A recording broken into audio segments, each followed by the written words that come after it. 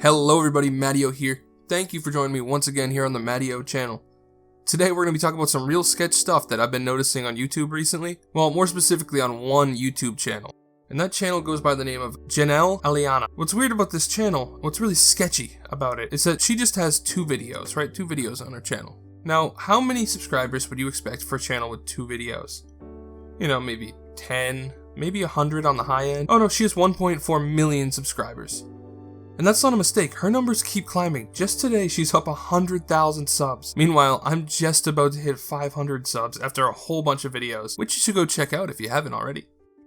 Now, to give credit where credit is due, I would not have known about this situation if it wasn't for Critical and Memeology 101's videos. Today, we're going to be taking a look at this channel's rise and some of the theories about what's going on. Now, you might be asking what kind of high-tier videos can garner a combined total of over 17 million views in just a matter of weeks. Surely she's got to be collabing with somebody big who's bringing their audience to her channel.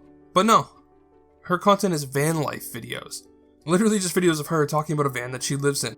I can't really tell whether or not her channel's actually going to be a van life channel because she only has two videos. She could become a gaming channel tomorrow for all I know. But for right now, she's just talking about vans and she's gotten 17 million views. What am I doing commentary for when I can just go buy a van? Now I will give you this, van life videos are kind of popular. I've seen them before, they do kind of get big numbers. But I've never seen any channel, let alone a niche channel that only focuses on van life, get so many views so fast, so many subscribers so fast either. I mean, let's take a look at her Social Blade. We can see that on the 4th of July, which is the first date that Social Blade actually collected information on her channel, she had a total of 860 subscribers. I mean, that's not many, right? I mean, that's more than I have, but it's not that big. But then every single day she grows bigger, and faster too. From the 6th through the 8th, she gains like 1,000 subs a day, but then bam, out of nowhere, 5,000 subs, 22,000 subs, 88,000 subs, 300,000 subscribers. This girl was getting more subscribers in one day than most YouTubers get in their entire career. It took her only 2 weeks to go from 860 subscribers to over 1 million. That's actually insane and impossible. There's no way. Which is why most YouTubers and I are very suspicious of this. It makes no sense. I mean, it's not like she's been doing daily uploads or anything like that. She only has two videos. And even if she's gaming the algorithm, she's some kind of super coder that deciphered the YouTube algorithm and made a literal perfect video. Which she's not, by the way, because her titles and tags are on par with mine. There's nothing really special in the titles or tags from what I can tell. There's just no way that a video, even if it's heavily promoted by the algorithm, can get that many views and that many subscribers in just a couple weeks. I don't think it's possible. Which is probably why there's a lot of theories explaining what's going on here and how she's getting all these subs. Now, a common idea is that she must have had a huge following on Instagram that migrated over to YouTube with her. But that's just not the case. As I mentioned earlier, she had 860 subscribers on YouTube on July 1st. However, her Instagram stats show that she only had 13,000 followers on Insta on the 12th. Which is after the 4th, and therefore, her following couldn't have come from Instagram because she had almost no following on Instagram before all this. And now she's sitting up at like 200k. But most of her followers on Instagram probably came from YouTube, not vice versa. Now, some other people are saying that she purchased a channel that already had a large following, and that's why she was able to grow so fast. She gained quick, easy views from the people that were already subscribed to that channel, which helped push it through the algorithm. However, again, based on the Social Blade numbers for the 4th, we know that that is not true. Even if she did buy a channel with 800 subscribers, which why would anybody buy a channel with 800 subscribers? It just wouldn't have this kind of effect. 800 subscribers, you're not going to get a million view video just because 800 people watch your video. That just ain't how it's going to work, dude. Also, there's just some weird stuffs going on surrounding the whole situation. For instance, for no apparent reason, she was shouted out by Philip DeFranco. Wow, I just have to share and promote this new creator on the scene. Her name is Jennelle Eliana and she has just burst onto the scene. She's a young woman who lives in her own customized, decked out van. She only has two videos on her channel. The first one hit over 3 million, the second one just hit over 4 million. She now has over 700,000 subscribers, and the next day to next week, she's probably gonna be over 1 million. And so far, even though it's obviously just two videos, I'm fascinated, right? She's kind of the perfect zag to everyone else's zig. Right? It feels like so many of the top creators these days, right? It's like, look at my amazing car and my amazing house or houses or my amazing clothes. And so as that gets more and more saturated, as that loses more and more of its luster, you get Jennelle. And I just love it. Obviously, I benefit the most if you click on more of my things after you're done with this video, but I definitely recommend you check her out. I'm a new fan and excited to see what she does next. How Philly D found her channel is a mystery to me, but more so is why he would choose to promote her channel, which only had 2 videos on it. It's just a little weird, like something just seems off about that to me. And the promo just kind of seems a little out of place in his news show. Some people are saying that it might have something to do with like one of Philly D's advertising companies, but I don't think that there's any actual proof. I certainly couldn't find any actual proof beyond the fact that he shouted out the channel.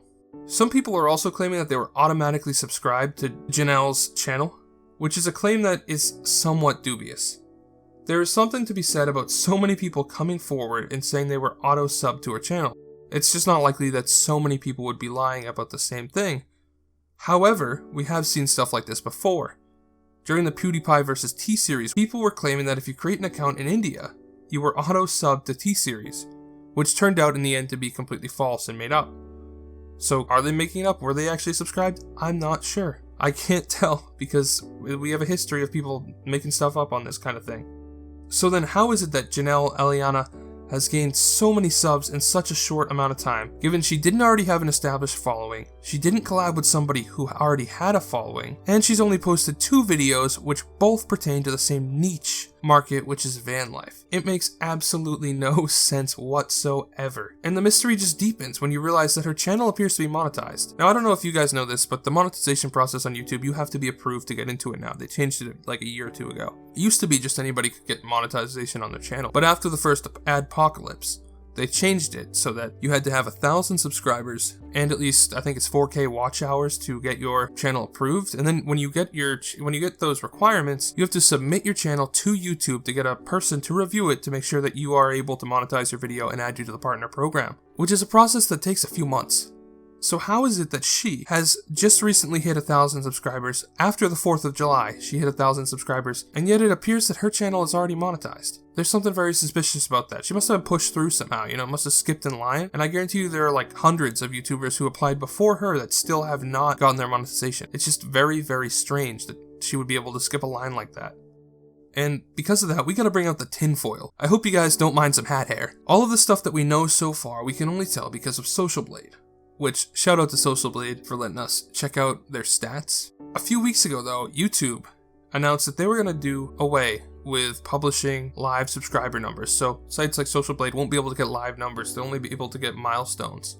Now that is an interesting thing given the rise of Jennelle, because when you think about it, if some stuff like this is happening, something shady is going on, if she's being pushed through, which it kinda looks like she is, and we couldn't track it, then we wouldn't know about this. If Social Blade didn't exist or wasn't getting the information that they are getting currently, we would have no way to look at this in the way I have in this video and just be like, there's something weird going on here. Therefore, I think that the only theory that personally makes sense to me, the only thing that I really think is going on here, is that YouTube is trying to push channels that produce non-offensive TV-like content. They want to be able to compete with TV.